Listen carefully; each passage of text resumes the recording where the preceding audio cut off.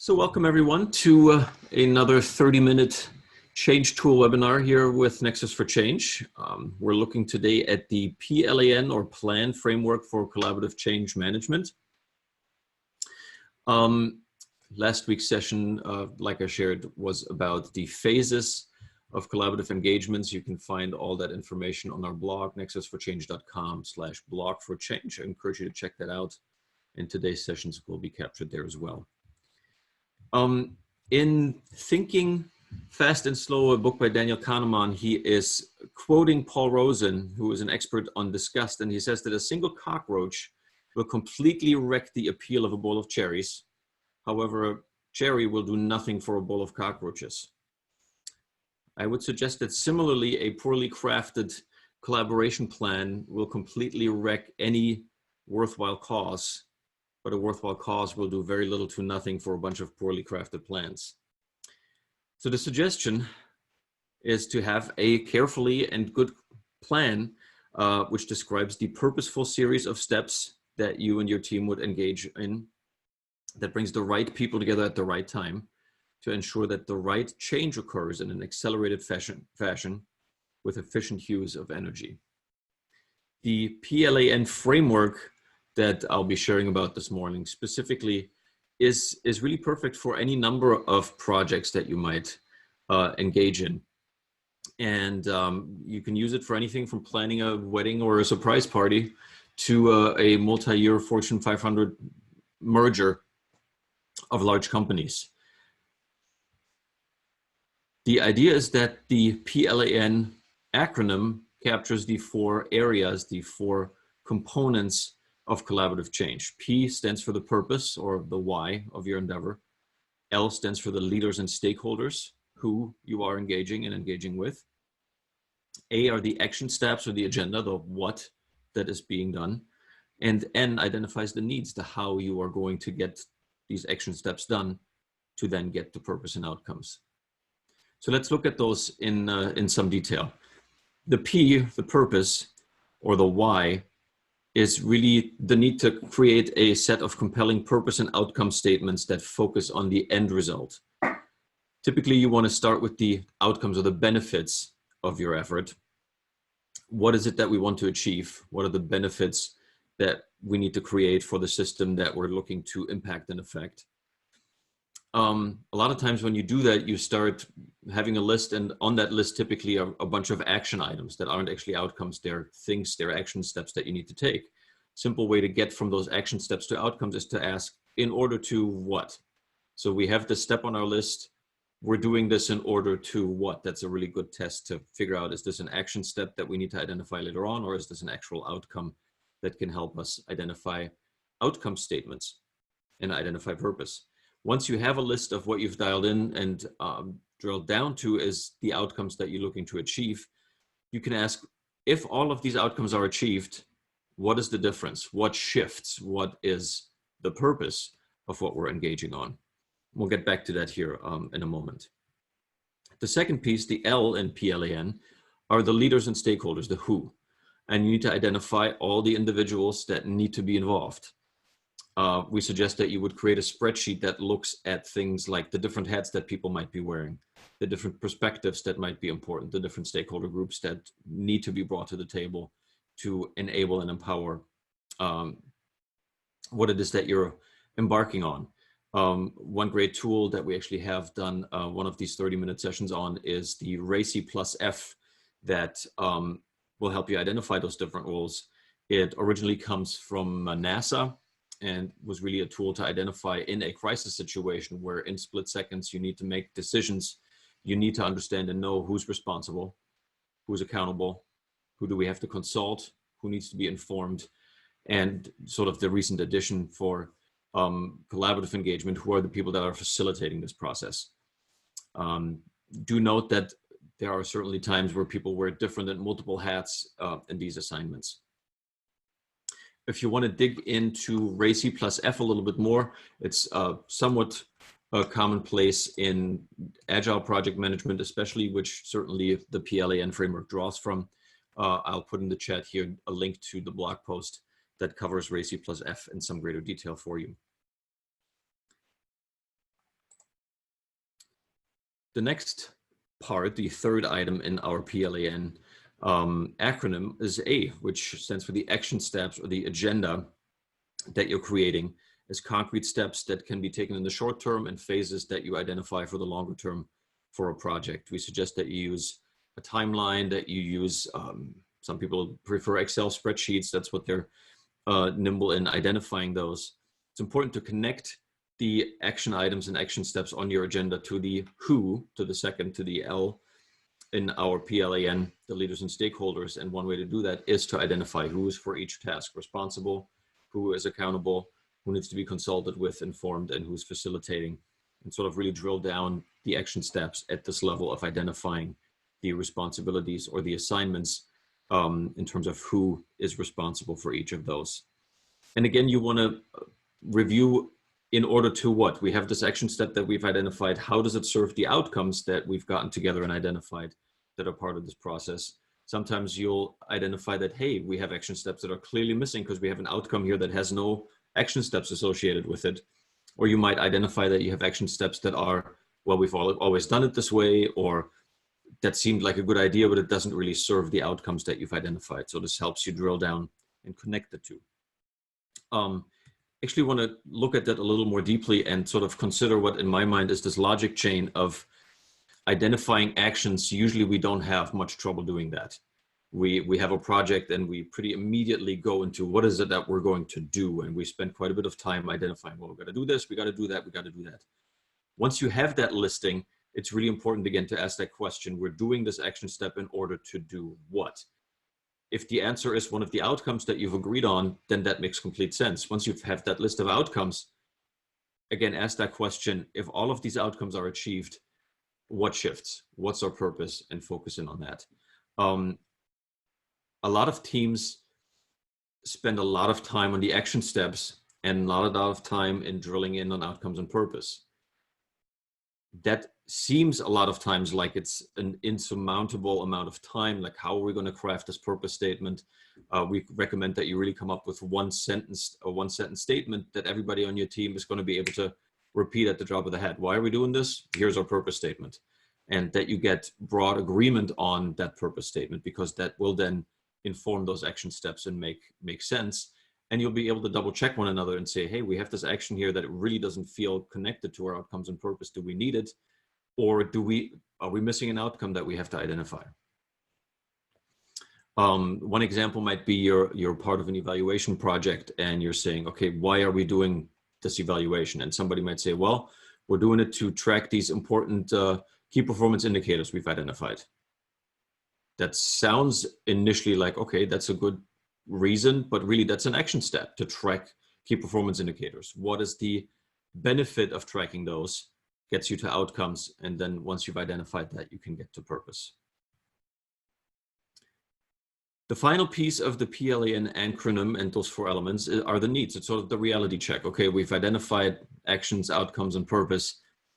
How are we going to get this done? Typically, the categories here are tools and materials, staffing and personnel, or the approvals and authority that you have to have in order for this to work. What are the needs in terms of staffing and personnel? No, I've said that already. Policies and procedures. Do we have policies in place that enable us to achieve what we set out to do in terms of the outcomes and purpose? What kind of budget do we have to make this work? What kind of timeline is it that we're under to achieve this? What are the attitudes and behaviors that once we figured all this out, we need to look at one another in the team and say, what do we got to bring to the table in terms of the attitudes to get this done?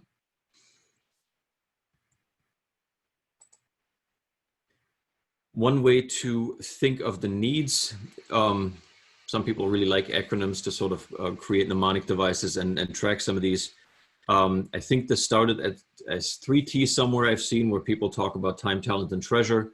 And then through various iterations, people have sort of added, we'll go back here to this previous slide.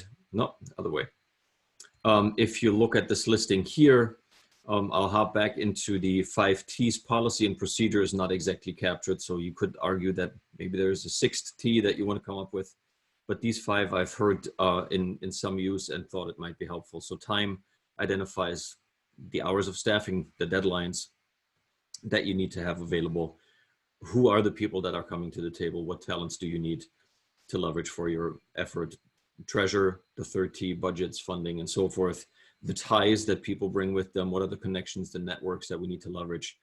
And what levels of tolerance do we have to have for one another, and have to have for maybe stakeholders that are naysayers? A lot of times we, I think, mistakenly assume that we can't have people that are naysayers on our project teams because they're just going to slow us down. In many a situation, those naysayers, number one, have important information in terms of why is it that they're being resistant? What is the particular thing that they're hung up on? What is the cause for their negativity? And identifying that a lot of times will get you to a bigger picture of, okay, here's something we need to address to get our task accomplished. And secondly, if you can get buy-in from people that initially were naysayers and bring them into the fold and clarify with them, hey, in order to get this outcome, this purpose achieved collaboratively, we want your input and need your input. I've been on a good number of project teams where the initial naysayers were some of the greatest champions once you were maybe halfway down the road of the engagement and had identified with one another that even though their input initially seemed to be negative or naysaying, that it was really meaningful and helpful to actually move the project along. So that's the 4 areas. Again, P for purpose, L for leaders and stakeholders, A for actions and agenda, and N for the needs to get to that purpose and to that impact. So why would you want to use this framework? In my mind, a big argument to make is what Occam's razor suggests, that if you have 2 theories that explain the same phenomenon, the one that's more simple is the one that's identified or presumed to be superior. I'm not suggesting that you need to throw all the project management frameworks or practice that you have out the window and say, oh, I have to replace it with the P.L.A.N. Some people have chosen to do that. I'm not saying that's what you should do, but I have found that a lot of times the communication with stakeholders, the communication with people that you need on that project management team that maybe aren't project managers or don't have previous exposure to, here's this way to do it, and here's agile this, and here's something else from PMBOK or PMI. If you want to bring them in a simple framework to sort of outline what it is that you're trying to do, is really effective, and the P.L.A.N. can do that. It's evidence-based. It draws from, I've mentioned Agile and PMBOK, the Project Management Institute, and I've seen it work. There's an experiential aspect to this that allows me to speak to you about this with some conviction. The idea is that if you want to go fast, go alone. If you need to go somewhere quickly and you have your kids that you also have to get to that same event, you're not going to get there as fast. But if you want to have an experience with your kids, then to get there, you have to get there together. I think this is a meaningful thing to keep in mind. And really the P.L.A.N. framework is intended to be a collaborative framework. It can still function for a project management team of 1, and certainly we have tasks that some of us need to complete daily that can benefit from the framework, but the intention is really for collaboration. So how to use the plan? I want to point out that there's sort of we always speak of, or not always, we often speak of components and elements as if they're sort of consecutive in order, or if there was a timeline that says you do this first and this second. Certainly in the plan framework, the L for who you're involving and the P for purpose need to be a parallel effort. However, in my experience, you really need to spend time to focus on and identify who needs to be involved first. In order for your purpose to have validity in a larger collaborative context, it has to have the input and voices and agreement of a broad representation of your system. Ideally, your project management team, similar to a design team that you might be building, should have the maximum possible representation of the system that you're in. So that should include gender, that should include all the elements of diversity, equity, and inclusion that we would look at, so that you can bring those voices to the table. I'm working, actually Carol, who's here, and I are working on a project that is around content sharing, and the focus is how can we share a specific set of methodologies with as large a group as possible. And we had somebody come to sort of a test engagement to a user session. And that person said, well, what about somebody who's blind? What are you going to work on in terms of allowing text to speech for this, that they can have access to the content that you're sharing? And I was sort of embarrassed that we've talked about that on the fringes, but we hadn't really focused in on it. So a lot of times, and this again comes back to sort of wanting to bring in some of the naysayers, people that may initially give you pushback will often have information that's meaningful for your success.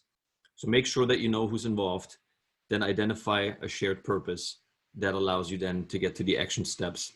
And again, the actions, outcomes, and purpose really are interconnected. They're not separate from one another. To then identify what are the needs to get this all done. One example that some of you might be familiar with where the P.L.A.N framework has found adaptation is in this P.L.A.N Propeller. This is a tool that the Extension Foundation uses to help people identify, are we ready to launch this community project that we're trying to design, this program engagement. And you see that the who is sort of the drive shaft of this propeller. It's the centerpiece that holds things together. I think that speaks nicely to what I just shared with you. And then you have to identify the why, the what, the how, and that allows you to answer the question, are we ready to launch this, or do we need to go back and add some of the pieces or review some of them? Another way that we really use this framework all of the time is in order to use this framework of purpose, leaders, action steps, and needs. How do you track that? We suggest that you can use a roadmap such as this. There is, again, a 30-minute webinar that we did on collaborative road mapping. I'll share that link in the chat with you. But you can identify overall purpose at the very top. Then there is purposes for each phase that you would be going through. So that's the P. Then you have here the L, who is engaging in these various action steps that we're taking. The action steps you would fill in for each phase. And on the bottom here, you would identify the needs for each of the phases that you have. That is my overview of the P.L.A.N tool. If you have any questions, any feedback, it would be lovely to share that at this time. Feel free to type it in the chat if that is convenient for you. What questions might you have? What feedback do you want to share? So I'll just kind of throw in, I've used the P.L.A.N method from the Extension Innovation Kit for meetings, for getting meetings set up. And I've really found it helpful to set up, what's the purpose for the meeting, who needs to be there, what actions do we need to get out of this. That framework is really, really beneficial for setting up meetings, especially if you're going into a situation where you're starting from scratch. And I found it to be very valuable to structure my thoughts and to get everything lined up to be successful. Yeah, that is certainly an experience that I share. I think a lot of times we get frustrated with meetings that lack sort of a core structure. And not to say that this is the only way to structure a meeting, but it certainly works well to focus on what's our purpose, who needs to be here, what other steps that we need to take. And the needs can be something as simple, hey, we need to bring a good attitude to this meeting, that the assumption is that we'll get something out of this versus showing up with, oh, another meeting. For the meeting that we're having right now, and a need is the Zoom platform to have this conversation. So you can bring it down to that basic level of utilizing the P.L.A.N for a 30-minute engagement. I use that framework to design our sessions, to design these 30-minute webinars that we put on. And you can take it all the way to multi-year engagements. What tends to happen is that you have an overall plan, and then you start having plans for each of the sub-teams, for each of the initiatives that are part of the greater engagement. So yeah, thank you for that, Jason. Teo, this is Carol. I've seen it, I've used it, and for me, it goes back to almost all the tools that you've been demonstrating, that you have to practice it and it has to become part of the way you do things. And it's so simple that I sometimes forget. And it has to be like brushing teeth. This is one of the foundational ones, I think. Yeah, I think so. And it takes a little bit of a decision to say, yes, this is the framework that I'll use. And again, many folks have a project management routine and have sort of a process that they utilize. And my suggestion is that you don't have to replace it and say, oh, I will now use the P.L.A.N framework. I think that a lot of the ones, at least that I'm familiar with, really benefit from framing them in those 4 simple elements, especially when you're communicating to folks that maybe don't have your depth of knowledge or experience in project management. Wendy, I'd be happy to unmute you. I have done that. If you had a question, feel free to type any questions in the chat and we can answer them. Oh, okay, here we go. How do you overcome the resistance of people not wanting to apply lessons learned?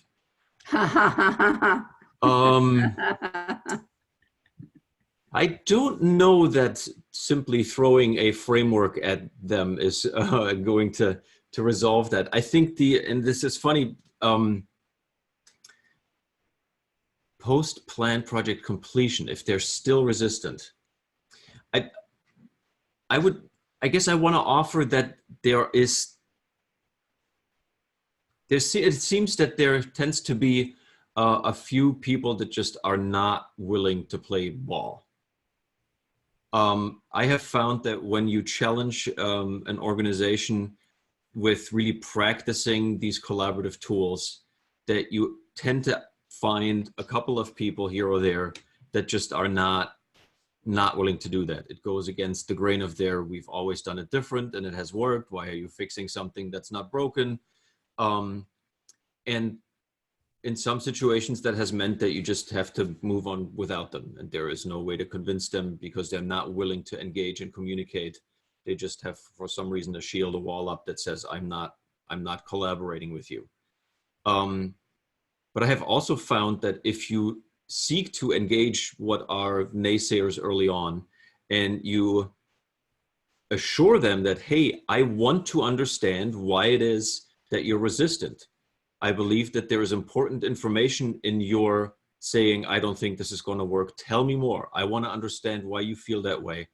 And I can really, for each of the recent projects in my memory, I can come up with 3 to 5 people that initially were giving a lot of pushback, that once they felt that they were heard and that their concerns were valid and were part of how we were moving forward together, became the biggest champions of the effort that they were engaging in. I don't know if that answers the question, Wendy, but that's sort of the experience that I've had. I don't know if anybody else wants to chime in from their experience. I see Jason nodding really adamantly. Yeah, I mean, I used to work in the oil and gas industry, and I found that dealing with conflict, in dealing with conflict, the process was almost as important as the outcome. And, you know, a cup of coffee in the morning or in the afternoon or in the evening with that person can often give you as much understanding of what their perspective is and helping them feel like they're being listened to than trying to incorporate them into a program or a product or whatever. So I agree that, you know, that the process is often more important. The engagement in the process can be just as important as actually, you know, maybe validating their concerns or including their concerns in the project you're doing. You know, it's that, are they being heard? Are they being listened to? Are they being included in the process? Is critical to that. Even afterwards, you know, right. Sitting down, saw that you know, after the meeting, you say, I saw you weren't exactly engaged with this, or you don't agree with this. Let's talk some more and see what's going on. And usually coffee or adult beverages at the end can often do the trick. Yes, indeed. So, Jason, you triggered a life-changing story to me from the gas and oil industry. I worked with the British Petroleum Knowledge Management Team when the concept of lessons learned was only at the U.S. Army. And it was a very serious project because they wanted to transfer information about manufacturing turnarounds from one factory to another. And it was very complicated. And there was an interview with a group of the people who were actually boilermen working in the factory. And they had a relatively informal conversation. And this boiler man, in 3 sentences, solved the problem that had never been solved in years and years, and had engineers working on it. And the project manager said to him, "So if you knew this, why didn't you say anything?" And he said, "Nobody ever asked me."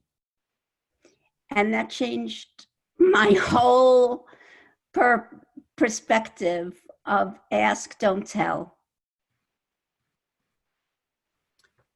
I think that is a wonderful conclusion. I'm not going to monkey with that. I will really quickly share with you that obviously you are welcome to join us again next week. We do these once a week, 30-minute webinars. Check out nexusforchange.com, find our blog. We are supported by Bowling Green State University's doctoral program in organization development and change, and the Change Library. You can find all that information on our website. I thank you so much for being here this morning. And I appreciate your time. Hope you are having a fantastic rest of your day. And thanks for being here.